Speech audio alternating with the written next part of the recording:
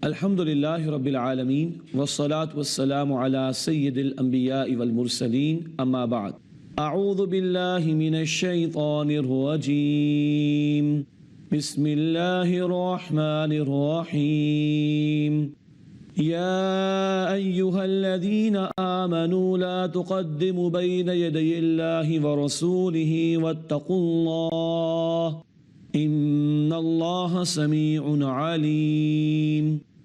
ناظرین کرام السلام علیکم ورحمۃ اللہ وبرکاتہ۔ فہم قرآن کے سلسلے میں آج ہم مطالعہ شروع کر رہے ہیں سورۃ الحجرات کا۔ یہ بھی ایک مدنی سورت ہے۔ اس سے پہلے سورہ محمد کا مطالعہ ہوا، صلی اللہ علیہ وسلم، قتال کا بیان آیا، پھر سورہ فتح کا بیان ہوا، فتح مبین، سورہ حدیبیہ کا ذکر بھی آیا اور اللہ کے دین کے غلبے کا بیان آیا۔ سورۃ الحجرات میں ملت اسلامیہ کی سطح پر اور اسلامی ریاست کی سطح پر جو احکامات اور تعلیمات ہیں ان کو بیان کیا گیا۔ دین غالب ہو، ایک اسلامی حکومت قائم ہو تو کیا اس کے لیے بنیادی ہدایات ہیں، ان میں سے کچھ کا بیان سورۃ الحجرات میں آیا ہے۔ پھر مسلمانوں کو آپس میں جوڑنے والی باتیں کیا ہیں اور کیا وہ باتیں جس سے مسلمانوں میں انتشار پیدا ہوتا ہے ان کے متعلق میں بتایا گیا، اور اسلام اور ایمان میں ایک باریک فرق ہے، وہ اس مقام پر انشاءاللہ تعالی ہم آگے چل کر پڑھیں گے۔ آئیے سورۃ الحجرات کا آغاز کریں۔ ارشاد ہوا، بسم اللہ الرحمن الرحیم، یا ایہا الذین آمنو، اے ایمان والو۔ 5 مرتبہ اس سورت میں اے ایمان والو کے الفاظ میں خطاب آیا، بڑی قیمتی ہدایات دی گئیں، اور 5 مرتبہ تقوی کا ذکر بھی سورت میں آیا ہے۔ لا تقدموا بین یدی اللہ ورسولہ، اپنے معاملات کو اللہ اور اللہ کے رسول سے آگے نہ بڑھاؤ۔ فرد کو آزادی نہیں کہ وہ جو چاہے کرے، بلکہ وہ اللہ اور اللہ کے رسول کے احکامات کا پابند ہے۔ ایسے اجتماعی سطح پر مسلمانوں اور ان کے حکمرانوں کے لیے لازم ہے کہ اللہ اور اس کے رسول کے احکامات کو پوری زندگی کے معاملات میں نافذ کریں۔ اپنے معاملات کو اللہ اور اس کے رسول سے آگے نہ بڑھاؤ۔ واتقوا اللہ، اور اللہ سے ڈرو۔ اگر آج تم نے نافرمانی کی، اختیار تمہارے پاس ہے، تم اللہ کے احکامات کو نافذ نہیں کرتے تو کل اللہ کے ہاں پکڑ ہوگی۔ ان اللہ سمیع علیم، بے شک اللہ خوب سننے والا، علم رکھنے والا ہے۔ یا ایھا الذین آمنو، اے وہ لوگوں جو ایمان لائے ہو، لا ترفعوا اصواتکم فوق صوت النبی، اپنی آوازوں کو نبی صلی اللہ علیہ وسلم کی آواز سے بلند نہ کرو۔ یہ اللہ کے رسول صلی اللہ علیہ وسلم کے احترام کے حوالے سے پورے قرآن کی حساس ترین آیت ہے۔ اے ایمان والو، اپنی آوازوں کو نبی صلی اللہ علیہ وسلم کی آواز سے بلند نہ کرنا۔ وَلَا تَجْهَرُوا لَهُ بِالْقَوْلِ كَجَهْرِ بَعْضِكُمْ لِبَعْضٍ، اور ان کے سامنے اس طرح زور سے بات نہ کرنا جیسے آپس میں دوسرے سے کرتے ہو۔ أَن تَحْبَطَ أَعْمَالُكُمْ وَأَنْتُمْ لَا تَشْعُرُونَ، اس صورت میں تمہارے اعمال برباد ہو جائیں گے اس حال میں کہ تمہیں شعور بھی نہیں ہوگا۔ یہ ہے احترام اللہ کے رسول صلی اللہ علیہ وسلم کا، ان کی آواز سے آواز بلند نہیں ہونی چاہیے۔ کہیں گفتگو ہو رہی ہے اور تمہاری دلیل کے مقابلے میں کسی نے اللہ کے رسول صلی اللہ علیہ وسلم کی حدیث پیش کر دی تو اب تمہیں خاموش ہو جانا چاہیے۔ اللہ کے رسول کی تعلیمات کا بیان ہو، توجہ سے سننا چاہیے۔ اللہ کے رسول کا حکم سامنے آ جائے، اپنی رائے کو چھوڑ کر اس پر عمل کرنا چاہیے۔ اللہ کے رسول کی تعلیم کو سب سے بہترین سمجھنا چاہیے۔ اللہ کے رسول کے اسوہ کو سب سے پیار اور بہترین سمجھنا چاہیے۔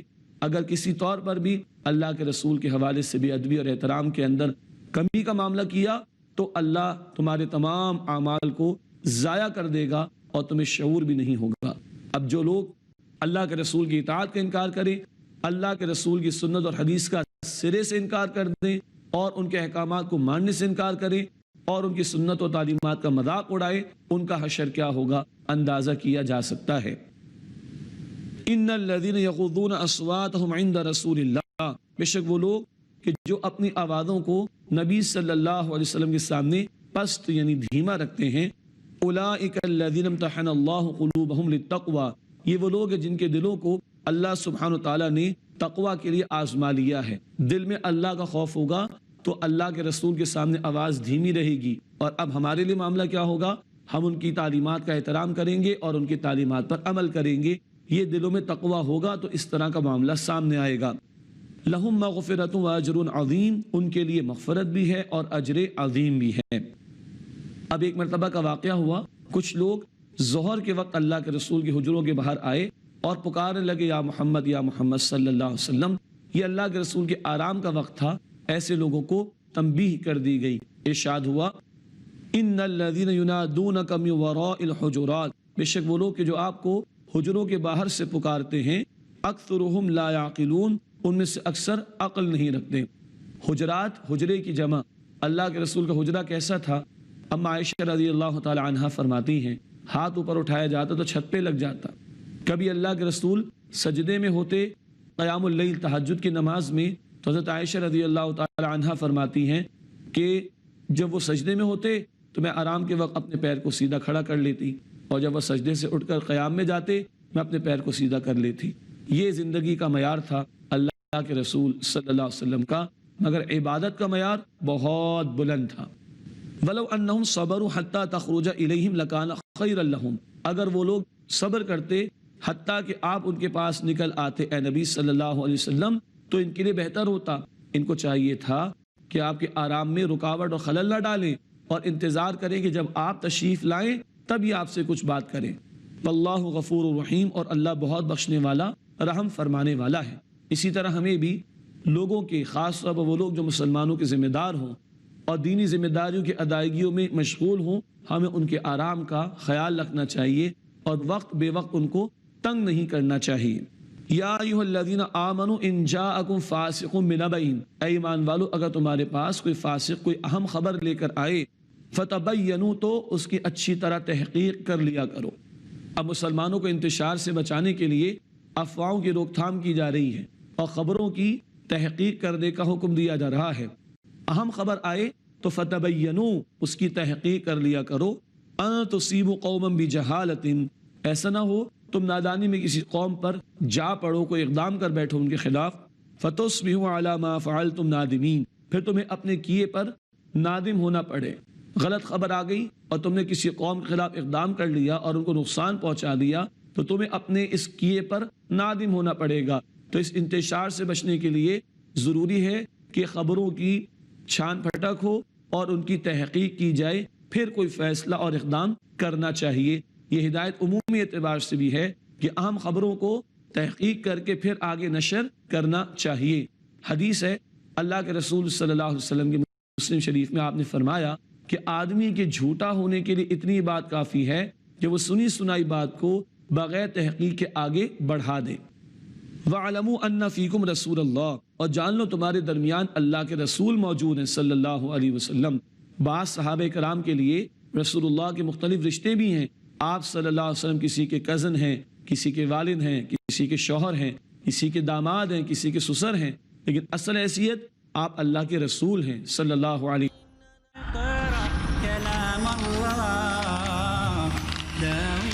السلام علیکم ورحمۃ اللہ وبرکاتہ۔ ناظرین کرام، پروگرام میں ایک مرتبہ پھر خوش آمدید۔ آگے ارشاد ہوا حتی تفیء الی امر اللہ، یہاں تک کہ وہ اللہ کے حکم کی طرف رجوع کرے، یعنی صلح پر آ جائے۔ مسلمانوں کا لڑنا اچھی بات نہیں، مگر ان کو صلح پر آمادہ کرنے کے لیے اگر جنگ تک کرنا پڑے تو کی جائے گی۔ ہاں، اس سے پہلے سمجھایا جائے گا، ان پر سوشل پریشر ڈالا جائے گا، ان کا بائیکاٹ کیا جائے گا۔ پھر بھی اگر ایک گروہ ایسا جو زیادتی کا مرتکب ہے تو اس کو صلح پر آمادہ کرنے کے لیے جنگ تک کی جا سکتی ہے۔ کیوں؟ صلح قیمتی ہے، بہت قیمتی ہے، اور اس کے لیے جنگ بھی کرنا پڑے تو کی جائے گی۔ فَإِنْ فَاءَتْ، پھر وہ رجوع کر لے اگر، فَأَصْلِحُوا بَيْنَهُمَا بِالْعَدْلِ وَاقْسِطُوا، تو ان کے درمیان عدل کے ساتھ صلح کرا دو اور انصاف کرو۔ ایسا نہیں کہ اب جو جنگ کے بعد آیا ہے صلح کی طرف اس کے ساتھ کوئی بے انصافی ہو، نہیں، صلح کراؤ عدل کے ساتھ اور انصاف کرو۔ ان اللہ یحب المقسطین، بے شک اللہ انصاف کرنے والوں کو پسند فرماتا ہے۔ یہ اسلام کی تعلیم جوڑنے کی، ملانے کی، صلح کرانے کی۔ ارشاد ہوا اگلی آیت میں انما المؤمنون اخوۃ، بے شک ایمان والے تو بھائی بھائی ہیں۔ فاصلحوا بین اخویکم، بس اپنے دو بھائیوں کے درمیان صلح کرا دیا کرو۔ ایک کلمے کی بنیاد پر ساری دنیا کے مسلمان آپس میں بھائی بھائی ہیں۔ احادیث میں ہے ایک عمارت کی طرح، ایک جسم کی طرح بھائی بھائی ہیں۔ تو جب ایمان والے بھائی بھائی ہیں تو اگر تمہارے دو بھائیوں میں لڑائی ہو جائے، ناچاقی ہو جائے، تو ان کے درمیان صلح کرا دو۔ وَاتَّقُوا اللَّهَ لَعَلَّكُمْ تُرْحَمُونَ، اور اللہ کا تقوی اختیار کرو تاکہ تم پر رحم کیا جائے۔ یہ ہدایات ہیں مسلمانوں کو جوڑنے کے لیے اور ان کی باہمی محبت کو بڑھانے کے لیے اور ان کو ایک امت کی طرح ملا کر رکھنے کے لیے کہ صلح کا معاملہ ہونا چاہیے، نہ کہ لڑانے کا۔ آج تو لڑایا جاتا ہے اور بغض عداوت کو پروموٹ کیا جاتا ہے، یہ تو شیطان کا ہتھ کنڈا ہے۔ سورۃ المائدہ آیت نمبر 90 اور 91 جہاں شراب اور جوئے کی حرمت کا آخری حکم آیا، وہاں شیطان کا ایجنڈا یہی بیان ہوا، ان یوقع بینکم العداوۃ والبغضاء، شیطان تو چاہتے تمہارے درمیان بغض اور عداوت پیدا ہو جائے، جبکہ اسلام صلح کا حکم دیتا ہے، ملانے کا حکم دیتا ہے، جوڑنے کا حکم دیتا ہے۔ آیت نمبر 11 میں 3 برائیوں کا ذکر آ رہا ہے۔ یہ وہ برائیاں ہیں جو ہم ایک دوسرے کے سامنے کرتے ہیں، ہم بظاہر ان کو بہت چھوٹا اور ہلکا سمجھتے ہیں، مگر ان کے نتیجے میں نفرتیں پیدا ہوتی ہیں اور مسلمانوں میں بگاڑ اور انتشار جنم لیتا ہے۔ ارشاد ہوا، یا ایھا الذین آمنوا، اے ایمان والو، لا یسخر قوم من قوم عسى ان یکونوا خیرا منہم، مرد مردوں کا مذاق نہ اڑائیں، ممکن ہے جن مردوں کا مذاق اڑایا جا رہا ہے وہ مذاق اڑانے والوں سے بہتر ہوں۔ ولا نساء من نساء، نہ عورتیں عورتوں کا مذاق اڑائیں، عسى ان یکن خیرا منہن، ممکن ہے کہ جن عورتوں کا مذاق اڑایا جا رہا ہے وہ مذاق اڑانے والی عورتوں سے بہتر ہوں۔ مردوں کا ذکر علیحدہ، عورتوں کا ذکر علیحدہ، کیوں؟ اسلامی تعلیمات کے مطابق مرد اور عورت کا آزادانہ اختلاط ممکن نہیں، مردوں کا دائرہ کار الگ، عورتوں کا دائرہ کار الگ، حجاب اور پردے کے احکامات دین نے عطا فرمائے، سیگریگیشن کی تعلیم دی، تو یہ امکان ہی کم ہے کہ آزادانہ غیر محرم کے ساتھ اختلاط کا معاملہ ہو جائے، چنانچہ مردوں کا ذکر علیحدہ، عورتوں کا ذکر علیحدہ۔ فرمایا کہ مرد مردوں کا مذاق نہ اڑائیں، ممکن ہے جن کا اڑایا جا رہا ہے مذاق وہ مذاق اڑانے والوں سے بہتر ہوں، یہی معاملہ عورتوں کے لیے بھی بیان کیا گیا۔ مذاق اڑایا جاتا ہے کسی کو حقیر سمجھتے ہوئے، کسی کے مکان کو ہلکا پھلکا دیکھا، کسی کی گاڑی کو پرانا دیکھا، کسی کے بالوں کا مذاق اڑا دیا، کسی کے چہرے کا مذاق اڑا دیا، کسی کے چلنے کے انداز کا مذاق اڑا دیا، استغفر اللہ۔ اکثر دوسرے کو حقیر سمجھ کے مذاق اڑایا جاتا ہے۔ حدیث ہے مسلم شریف میں، جس کے دل میں رائی کے دانے کے برابر بھی تکبر ہوگا وہ کبھی جنت میں داخل نہیں ہوگا۔ اللہ تعالی ہمیں اس سے بچائے۔ یہ چنگاری دل میں لگ جاتی ہے اور کبھی بھی آگ بن کر بھڑکے گی اور نفرتیں پیدا ہو جائیں گی، برسوں کی دوستیاں اور رشتہ داریاں ختم ہو جاتی ہیں اس طرح کے برے مذاق کی وجہ سے۔ ہاں، ایسا مذاق جس میں جھوٹ نہ ہو، کسی کی حقارت نہ ہو، اس میں کوئی حرج نہیں۔ ایک صحابی اللہ کے رسول کے پاس آئے صلی اللہ علیہ وسلم اور عرض کی، یا رسول اللہ مجھے اونٹ دیجئے سواری کے لیے۔ اللہ کے رسول صلی اللہ علیہ وسلم نے فرمایا، اونٹ نہیں، اونٹ کا بچہ دوں گا۔ انہوں نے کہا، یا رسول اللہ اونٹ چاہیے؟ آپ نے فرمایا اونٹ کا بچہ دوں گا۔ کہا، یا رسول اللہ مجھے اونٹ دیجئے۔ آپ نے فرمایا، اللہ کے بندے، میں تجھے جو بھی اونٹ دوں گا وہ کسی کا تو بچہ ہوگا نا، ہم بھی کتنے ہی بڑے ہو جائے اپنے ماں باپ کے لیے تو بچے اور چھوٹے ہی ہیں۔ مذاق ہے مگر جھوٹ بھی نہیں اور حقارت کا معاملہ بھی نہیں۔ تو پہلی بات، مذاق ایسا کہ جس سے دوسروں کی بے عزتی کی جائے، انہیں حقیر ثابت کیا جائے، اس سے منع کیا گیا۔ نمبر 2، وَلَا تَلْمِزُوا أَنفُسَكُمْ، اور ایک دوسرے پر عیب نہ لگاؤ۔ رسوا کرنے کے لیے لعن طعن کیا جاتا ہے، کامنٹس پاس کیے جاتے ہیں، اس سے منع کیا گیا۔ اندر ہی اندر چنگاریاں بنتی ہیں، پھر وہ آگ کی طرح بھڑک اٹھتی ہیں اور پھر نفرتیں پیدا ہوتی ہیں اور انتشار پیدا ہوتا ہے مسلمانوں میں۔ وَلَا تَنَابَزُوا بِالْأَلْقَابِ، اور ایک دوسرے کو برے ناموں سے نہ چڑھاؤ۔ برے نام رکھ کر بھی لوگوں کا مذاق اڑایا جاتا ہے، کبھی کسی کا سیاسی بنیاد پر، کسی کا کسی علاقے کی بنیاد پر، کسی کا کسی برادری کی بنیاد پر، کسی کا کسی کے پروفیشن کی بنیاد پر مذاق اڑایا جاتا ہے، برے برے نام رکھے جاتے ہیں۔ اللہ تعالیٰ اس سے ہمیں محفوظ رکھے، اس سے بھی نفرتیں پیدا ہوتی ہیں۔ بئس الاسم الفسوق بعد الایمان، ایمان کے بعد برا نام یہ گناہ ہے۔ پہلی بات، مومن ہو کر تم دوسروں کے لیے امن کا باعث بنو گے، جیسے کہ احادیث میں آتا ہے، مسلمان وہ جس کی ذات سے دوسرے مسلمان محفوظ رہیں زبان اور ہاتھ سے، اور مومن وہ جس سے دوسرے لوگ امن میں ہوں۔ ایمان کے ساتھ کیسے ممکن ہے کہ تم دوسروں کے لیے تکلیف کا باعث بنو؟ اور دوسری بات، اگر آج کوئی ایمان قبول کر چکا، پہلے ممکن ہے وہ کافر تھا، تب اس کو پچھلے اعمال کے اوپر تم چڑھانے کی کوشش نہ کرنا، ہاں کل تو کافر تھا مسلمان بن گئے، یا پہلے کوئی بے عمل مسلمان تھا، گناہگار تھا، اب اس نے توبہ کر لی، ایمان لے آیا، نیک عمل کر رہا ہے، تو اس کی پچھلی زندگی کے اوپر اس کو عار نہیں دلانا چاہیے، اس کا مذاق نہیں اڑانا چاہیے، ارشاد ہوا بئس الاسم الفسوق بعد الایمان، ایمان کے بعد برا نام گناہ کی بات ہے۔ ومن لم یتب فاولئک هم الظالمون، اور جو لوگ باز نہ آئیں تو پس وہی لوگ ہیں جو ظالم ہیں۔ اللہ تعالی ہمیں سے محفوظ رکھے مذاق اڑانے، عیب جوئی کرنے، لعن طعن کرنے اور برے نام رکھنے سے منع کیا گیا۔ اب آیت نمبر 12 میں 3 اور برائیوں کا بیان، مگر یہ وہ برائیاں ہیں جو کسی کی پیٹھ پیچھے کی جاتی ہے، غیر موجودگی میں کی جاتی ہیں، اور اس سے بھی ایک دوسرے کے لیے نفرت اور برے خیالات اور میل دل میں پیدا ہوتا ہے۔ ارشاد ہوا یا ایھا الذین آمنوا، اے ایمان والو، اجتنبوا کثیرا من الظن، بہت زیادہ گمان کرنے سے بچو، ان بعد الظن اثم، یقیناً بعض بدگمانیاں گناہ ہوتی ہیں۔ گمان کیا جاتا ہے کسی کے متعلق علم کے بغیر، کوئی رائے قائم کر لی جاتی ہے۔ ایک شخص کو دیکھا کہ وہ فجر کی نماز میں نظر نہیں آ رہا، فوراً بدگمانی کیا آئے گی؟ رات کو دیر سے سوتا ہوگا، ٹی وی دیکھ کے تو خاک اٹھے گا، مگر ممکن ہے وہ کسی اور مسجد میں جا کے محلے کے علاوہ نماز ادا کرتا ہو جہاں امام صاحب کی تلاوت بہت درست ہو، ممکن ہے نا، یا وہ قرآن سیکھنے کے لیے کسی کے پاس جاتا ہو۔ اب اگر وہ تو نیک عمل کر رہا ہو اور ہم اس کے متعلق بدگمانی کر رہے ہیں تو یہ گناہ ہو جائے گا۔ تو بہت زیادہ گمان سے بچو، بغیر علم کے رائے قائم نہ کرو، بعض بدگمانیاں گناہ بن جاتی ہیں۔ ولا تجسسوا، اور کسی کی ٹوہ میں نہ لگو کہ بس کسی کی کوئی بات میں پتہ کر لوں پھر اس کو بدنام کروں گا، کسی کا ای میل باکس کھول کے دیکھ لوں، کسی کا موبائل فون پڑا ہو تو اس کا ان باکس کھول کے چیک کر لوں کس کس کا میسج آیا، کسی کا لیٹر کھول کے دیکھ لوں پھر اس کو میں دوبارہ اسٹیپل کر دوں گا، کان لگا کر بات سن رہے، دروازے کے پیچھے 2 لوگ بات کر رہے ہیں، ان کو پتہ نہیں اور ان کی باتیں وہ چک لیں اور اس کے بعد ان کو بدنام کرنے کا ارادہ ہو گیا۔ استغفر اللہ، کسی کی ٹوہ میں نہ لگو۔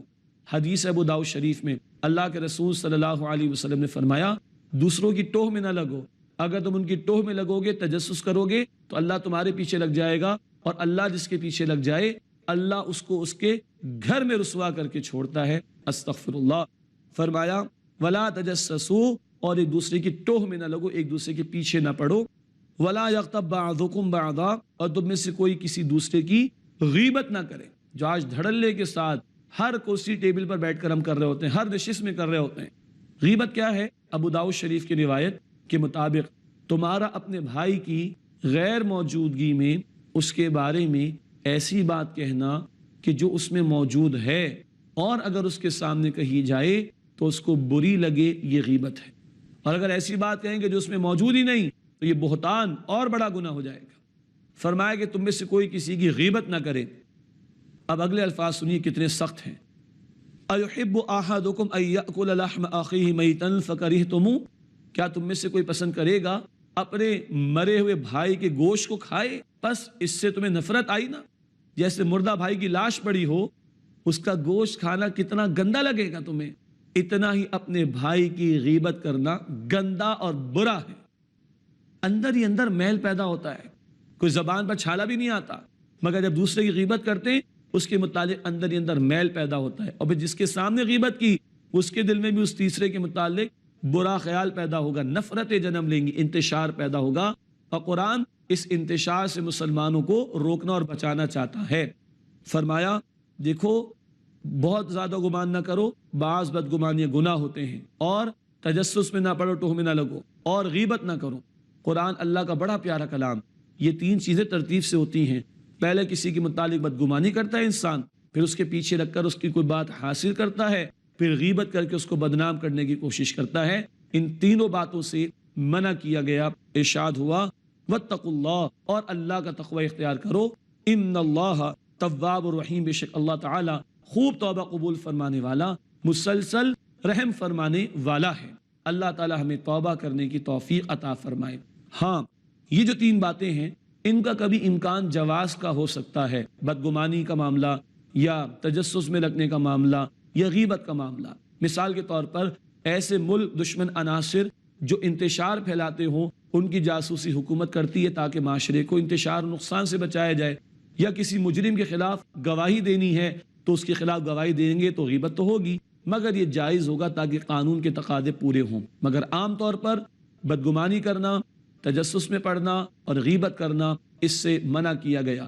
یہ ہے اسلام کی پیاری تعلیمات کہ جب ان کا خیال رکھیں گے تو آپس میں ایک دوسرے کے لیے نفرتیں پیدا نہیں ہوں گی، مگر جب تجسس میں پڑیں گے، بدگمانیاں کر کے اور غیبتیں کریں گے تو ایک دوسرے کے خلاف میل آئے گا، انتشار پیدا ہوگا، نفرت معاشرے میں پیدا ہوں گی۔ فرمایا واتقوا اللہ، اور اللہ سے ڈرو، اللہ کا تقوی اختیار کرو۔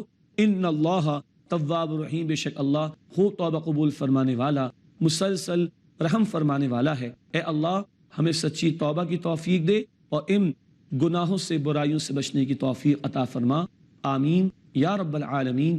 وآخر دعوانا ان الحمد للہ رب العالمین، والسلام علیکم ورحمۃ اللہ وبرکاتہ۔ اقرأ أخيا ورتل القرآن، اصدح بصوتك، اسمع الأكوان.